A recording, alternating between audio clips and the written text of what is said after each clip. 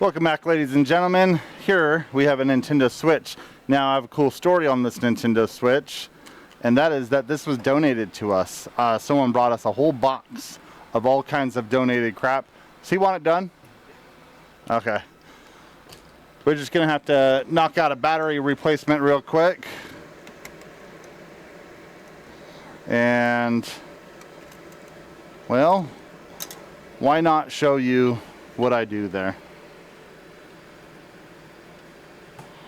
Okay.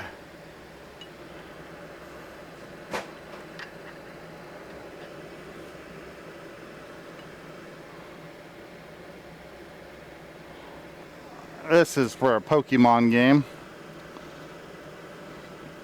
And we'll start by warming up the iron. Okay, there it goes.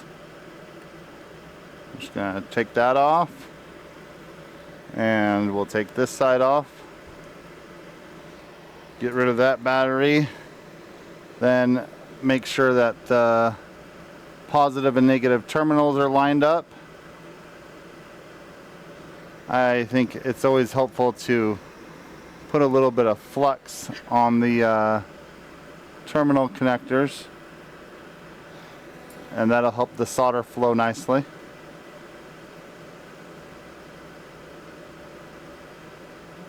That one's fine.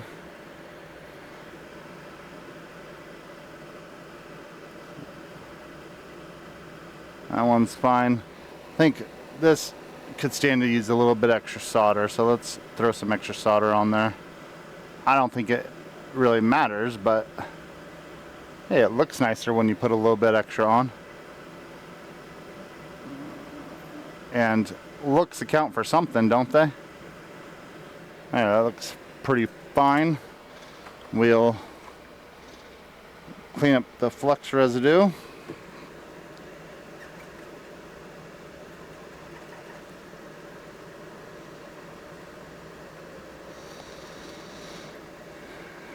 And lastly, check for voltage to make sure that we put in a good battery. 3.32 volts, that's perfect.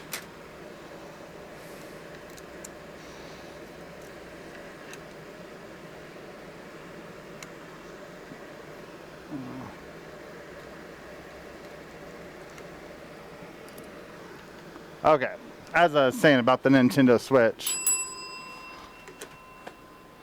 brought us a whole box of random motherboards and everything, and in there was some Nintendo Switches, and this one, like, it didn't have the back stuff, but it had what appears to be a good LCD and a board that didn't have any shorts on it.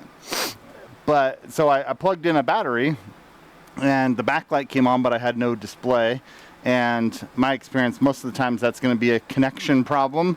Now the let me show you, the LCD ribbon is a little bit kinked. Okay, if you can see here, right there. But I think that that's going to be okay. The real problem is the connector, and I'll show you here if you can make out. Ah, yeah. You can see the damage in the connector for the LCD. So we're going to replace this connector, and it's not going to be too much trouble with the right tools and the right method. These only take a few minutes to do, so I'm going to prep for that, and then we'll jump into the soldering. Okay, so we're heating from underneath at 350. I had it at 400. That's too high. I'm going to put some flux right there, and you're going to see how easily this comes off.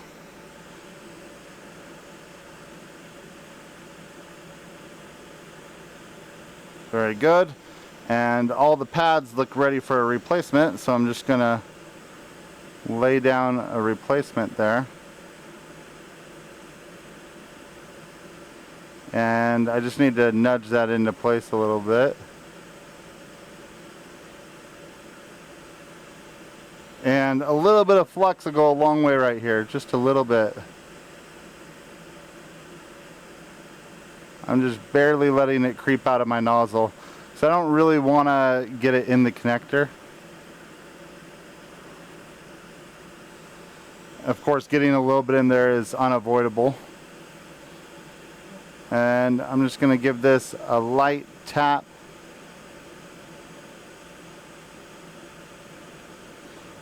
Alright, that should be good. I'm going to remove the heat.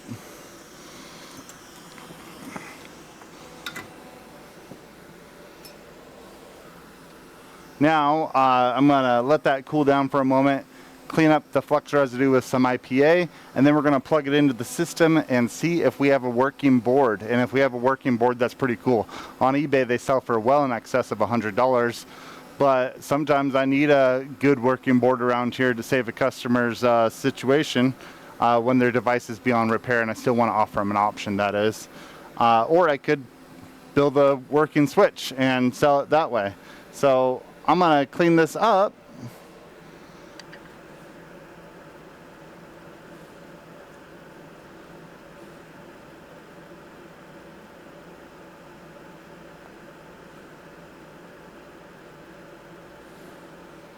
Well, who noticed that I have the whole thing shifted? It's not on properly. Oh, sometimes it's completely shifted to the right, and well, that would have revealed itself in no time flat, but I'm just going to go ahead and fix that. Hey, we all make mistakes, okay? Let's get the heat on there just right. Okay, switching back. I'm gonna have to, how did I do that? Sometimes. Okay, I need to bring the thing to temperature again. I'm gonna put a little bit more flux again. And as soon as that solder melts, I'll be able to nudge it over.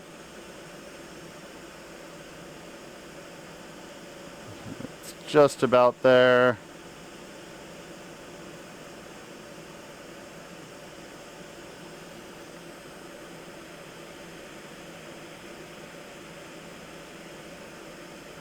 Okay.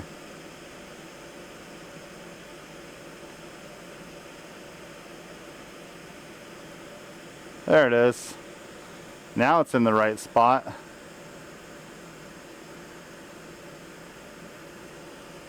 Let's just hit there. Okay, good. Should I flux it a little bit? I'll let the solder joints make their home a little bit. It could even go over a fraction of a millimeter a little bit more. But you know what? It's held in place pretty good. I think I'm just going to leave it. I don't want to be accused of doing a hack job here. But the surface tension has got it right where it wants it. So I think it stays right there.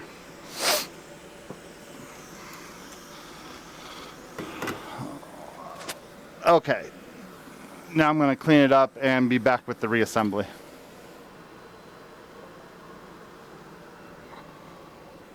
Hi. And nunchuck heads back here, or are they in the drawer? No, they should be in that box with all those nunchucks and Wii remotes. Makes sense. Yeah.